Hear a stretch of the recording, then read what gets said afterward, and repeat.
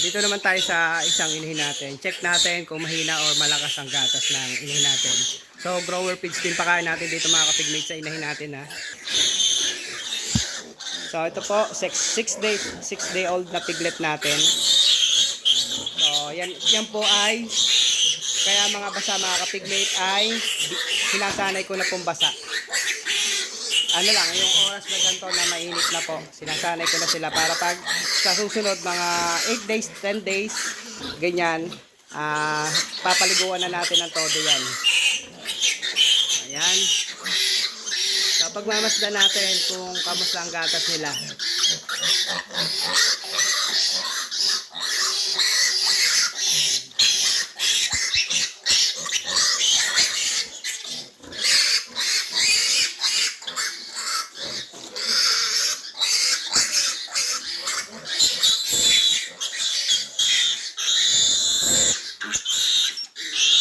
Ganyan na kapigmate, pag nag-aaway,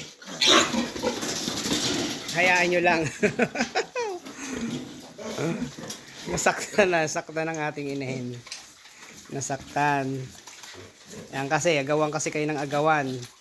Ito, ganda ng katawan nito. Ito rin o. Ayun doon, halos lahat naman pala sila o. Ayan po ang 6 days natin mga kapigmate. Yan. Ayan, pinapadede na kayo. Ayan, nakagat yung mama nyo. Sayang. So, mamaya na lang natin alamin. Papakita ko sa inyo kung gaano kalakas yung gatas ng inahin natin. Sa day 6 since birth ng mga piglet natin. At nakaranas na rin ng tubig sa katawan. So, ayan, basa-basa pa mga kapiglet. So, hindi pa naman totaling ligo talaga. So, in-sprayan ko lang sila mga kapigmate. Sinasanay na natin na kada napapaliguan na natin sila lagi.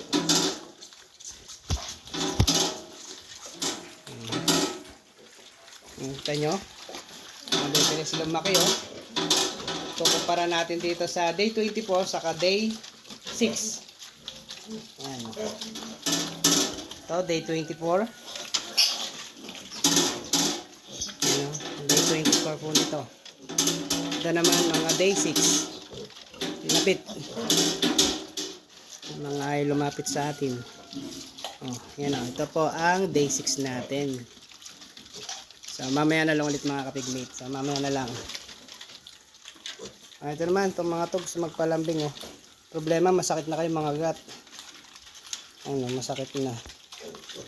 Nasanay sila sa nung big pa sila, nung maliliit pa sila na nagpapakagat ako sa kamay. Pero ngayon, masakit na sila mga gat. Ayaw ko na. Dito na lang tayo sa mga piglet.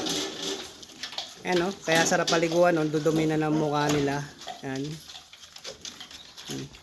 So, yun lang muna mga kapigmate. So, mamaya ako na lang kayo update ha. Ako'y bibili muna ng ulam at malapit na magtanghalian. Good morning sa inyo mga kapigmate.